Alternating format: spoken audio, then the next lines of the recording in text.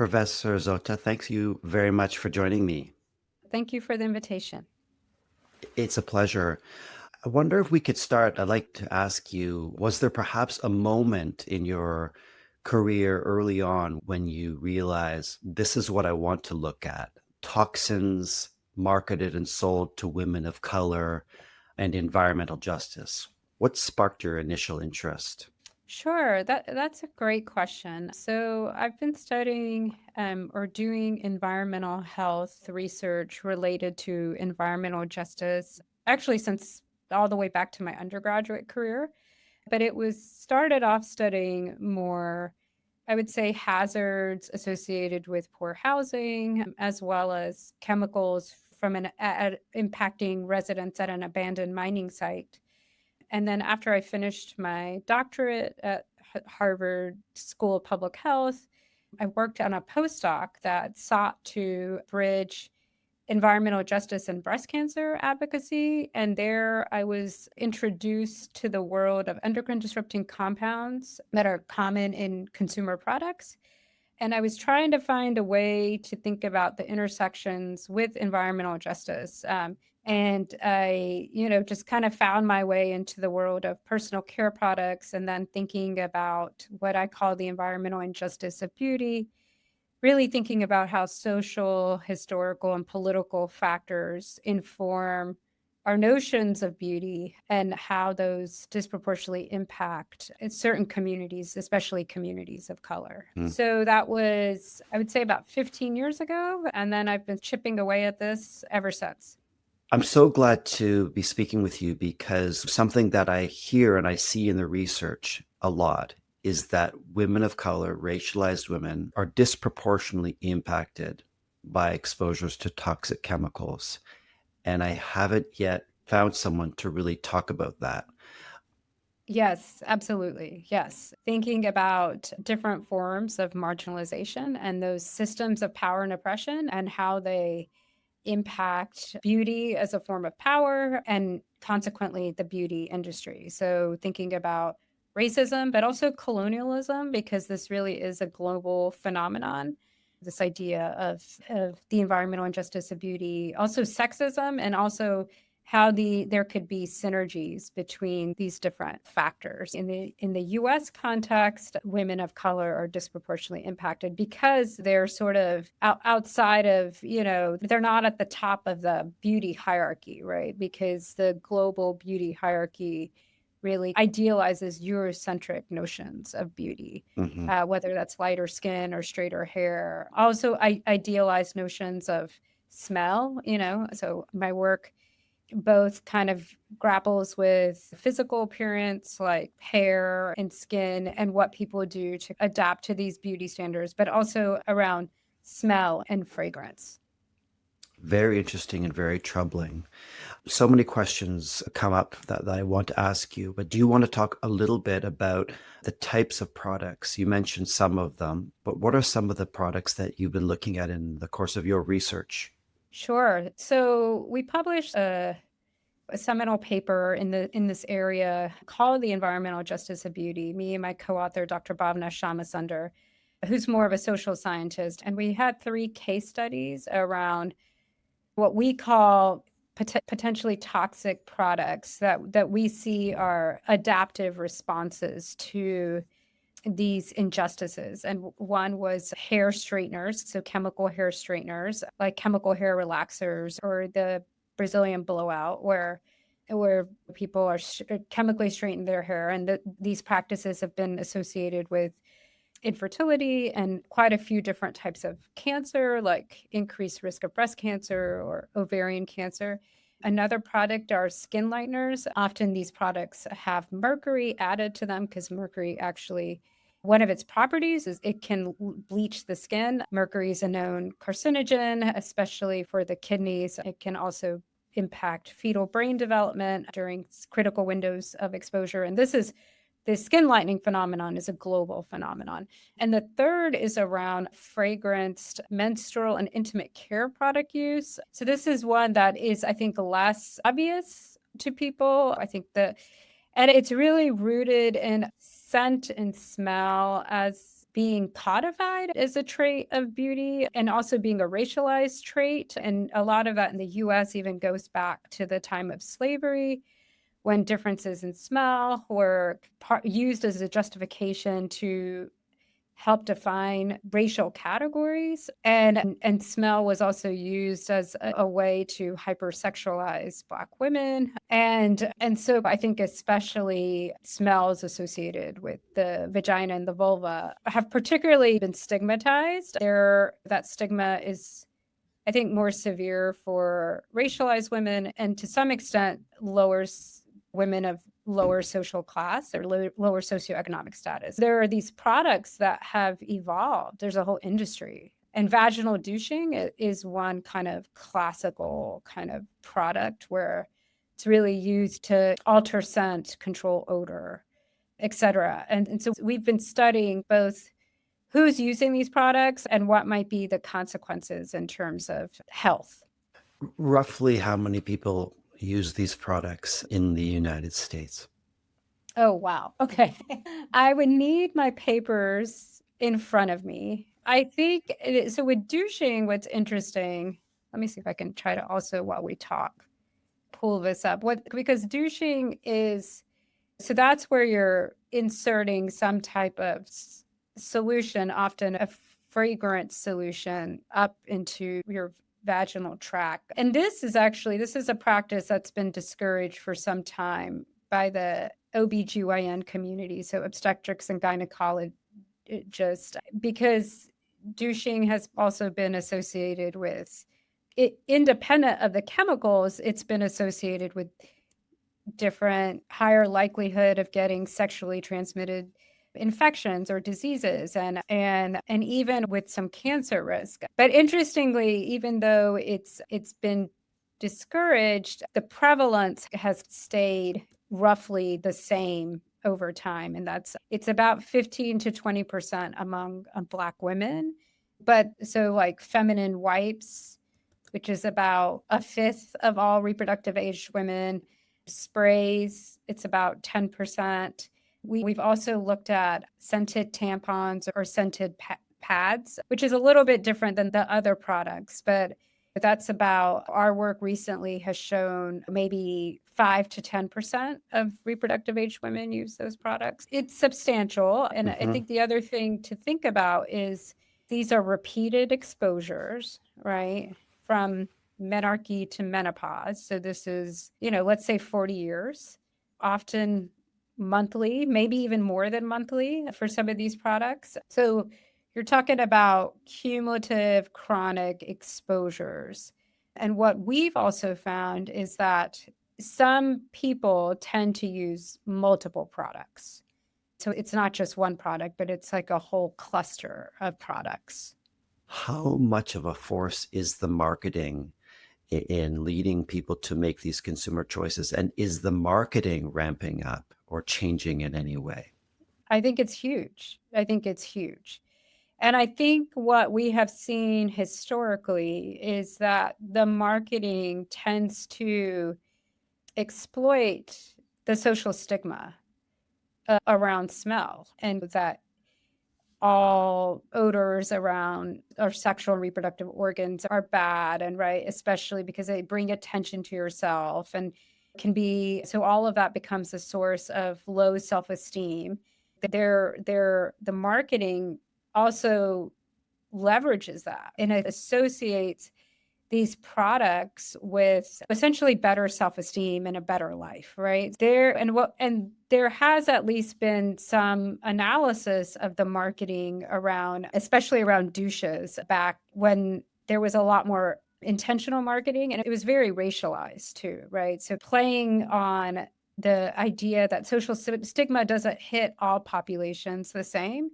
And one thing that we found in our recent study that we just published maybe a year and a half ago on this is we were expecting differences in use. So we call these products scent altering products, those that are used more for odor control. So we looked at these as a cluster and we expected, our hypothesis was we would see some differences by race and ethnicity. We hypothesized that women of color may be higher uses. And we did see some of that consistent with prior research, but we also found there were huge differences by education. And so it was those people, women who had not gone to a 4-year college and above, so who didn't have a college degree, were actually much more likely to use these products. These scent altering products, or these products that have a lot of synthetic fragrance. And so that was like an unexpected finding. And so we just wonder too, we have some ideas about that, but we also wonder, is it that they're more sensitive to the stigma and also more responsive to the marketing of this as a Mhm. pathway out of the stigma? Does that make sense? Yeah, it does. And it's something that I've thought about and that people have shared with me. I wanted to ask you about your endeavors to assist women in reading labels. And you mentioned that education plays a role, but I'm pretty sure you would agree with me that for anyone, regardless of education, reading labels is really can be very complex, right? It's really Absolutely. complex, especially because of lack of disclosure. But do you want to talk about your endeavors to help women unpack labels, untangle labels?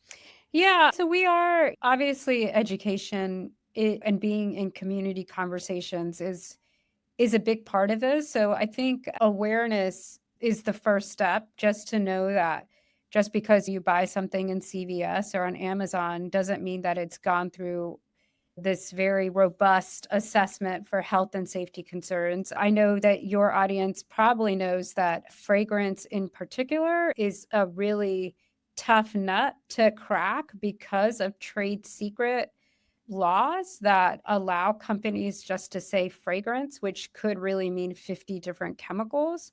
There have been some attempts around fragrance disclosure laws in states like New York and California, where then basically the company has to disclose all of the fragrance chemicals to a third party or listed on their website, but you may not know which chemicals are in which products. For example, right now we're doing a study where it's an intervention study where we're trying to support Black women in making safer product choices, and not just telling them what products to replace, but helping them through education for them to choose their own products. And I think it just becomes so overwhelming, honestly. We have done research, and we have a paper that's going to come out soon, which does suggest that actively avoiding certain ingredients does result in buying lower chemical products and can help reduce your exposure to an extent. But I generally feel like that's such a big onus to bear on the individual, and it's unfair, honestly, because it's hard to truly always make safer choices. And there's also a lot of you have incomplete information, but the onus should be on the government and on industry. And so that's why I partner a lot with advocacy groups to help pass laws that will ensure safer and more transparent beauty products. You mentioned you work closely with community, and that's something that I think is really important to highlight in your research, that you're not just in an ivory tower, as they say. As I understand, you were reading your papers and talking with you. I understand that you work closely with community, and that's correct. Yeah, Yes. and when you're in communication with people, the people you write about and talk with, I know you're not a specialist in multiple chemical sensitivity and chemical intolerance.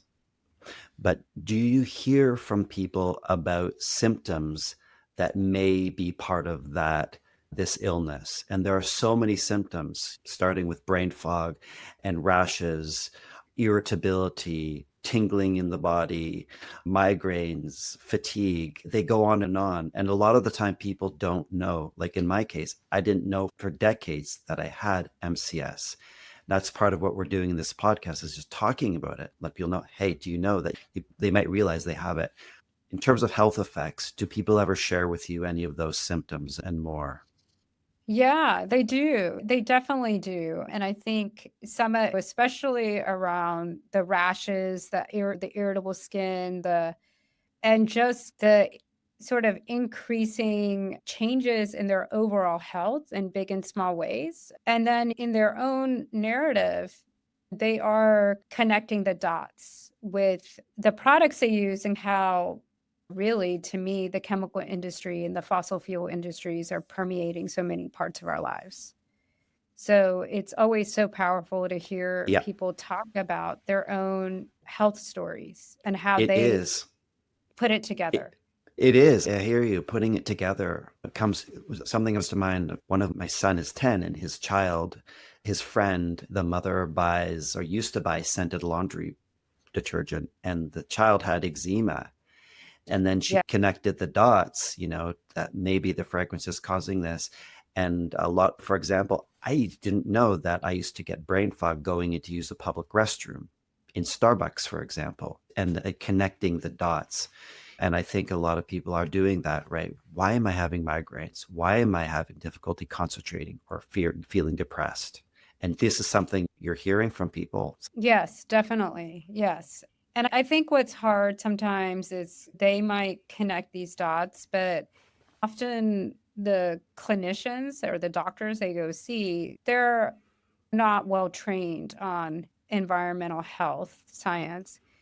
So often Mhm. they're not those aren't the first things they're going to bring up or like that the doctor will bring up, or even if the person will wonder about what about, or should I relax my hair, or is there anything wrong with using scented tampons, or often they just don't know that literature. And the way we do Yes. these studies, it's very different than doing a randomized clinical trial because you're not going to intentionally expose people to bad stuff and wait and see what happens to them versus a control group, right? That's not ethical.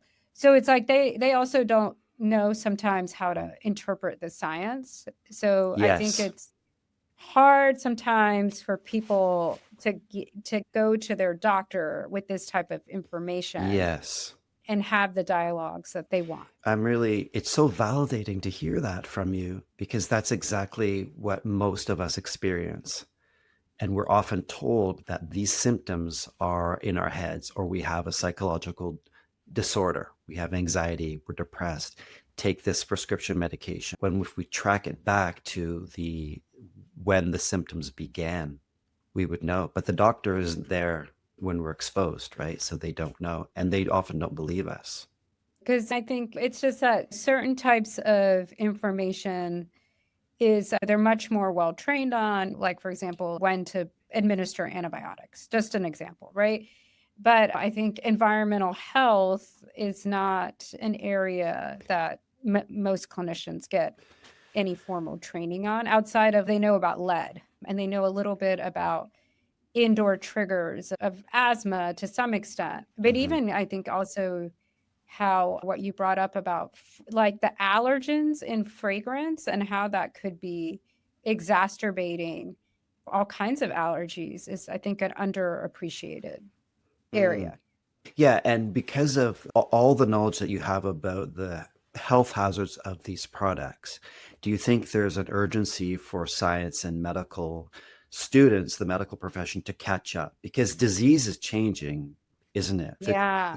Yeah. It's a great point, and there are some people that are working on that, and I would say chipping away at it. So I have colleagues at the UCSF in San Francisco, and they have made some advancements in training, specifically training OBGYNs, right? So doctors who see Hmm. pregnant Hmm. women on some of these issues. But it's been hard to get wholesale change, I would say, in medical education, I would say. But I definitely think we there needs to be more training around environmental health and environmental Hmm. health sciences. Yeah. I want to ask you one last question, if I may, please. Yes. You write and you talked about scent altering in Sorry. this Say it again. scent. You talk a lot about scent altering. These products are designed to alter women's scent, and marketing reinforces that notion. What will it take for us as a society to move beyond that and realize that, hey, natural scent is just fine. We don't need to alter scents anymore. I would say I can give you my opinion. I think this is where everybody's an expert, right? I think community conversations, conversations with other parents, conversations with your neighborhood, with your family, right? Because some some of this is like generationally entrenched, right? I think we also need to shift norms across generations within families. So I think a lot of it is about conversations and also just I think walking the walk. And then it's hard and it's slow. And I feel the industry also just keeps coming up with products that we really just don't need. But I don't really know how to change that either. I met with our children, we make different choices. And the conversations are often very difficult when we live near or with people who are really adamant about wanting or needing to alter their sense. And it doesn't just affect them, it affects everyone. So it can be very difficult to have those conversations, would you say? Yes, I do. I do. I would say so. And I think it has to be done. Like, I don't really feel comfortable as an outsider coming into a community and getting all preachy about what people should do. But I'm here to help provide information. We try to also what we've done in the context of like skin lightening education, which we try to address by talking about colorism as well as the specific hazards, is we work with community groups and we work with community groups that are already embedded in those communities and we provide them with tools on resources and also talking points that they can use to then facilitate those conversations, right? Because Mm. they're a more trusted entity than like me coming into a community. So I That's really think there are fascinating. kind of models of how to do this. I think when it comes to fragrance and fragrance products, I think thinking about why, like, we all, in some ways, smell is like this really powerful, right? Mhm. Sense and Mhm. so in some ways it's fun to alter your scent, but like this kind of need to mask our own natural way of smell is I think often tapping into other social factors. Exactly right. That's so fascinating, troubling what you write about, right? The entrenching colonial views and environmental racism, right? In Right. summary, this is what it's about, environmental racism. I think that's a big I think that is a lens that is useful when kind of talking and thinking about this problem as well as solutions for this problem. Yeah. Yeah. It's been fascinating talking with you. Every point you made is just so fascinating. And I hadn't thought about how people might respond to you, the topics that you might bring to them, in the same way that when we ask neighbors or friends or family to change or be mindful of the products they use, I never thought that you might experience pushback, if we could call it that, because people are really, it sounds really attached to the products they make. There's a reason they spend their money on it. Yeah. Mm. That's right. Yeah. But it's So I through think it's, education and you have to do it. conversation. Yeah, that's right. And it's about building trust and meeting people where they're at and all of this, all of that type of stuff. Absolutely. Thank you so much, Professor Zota.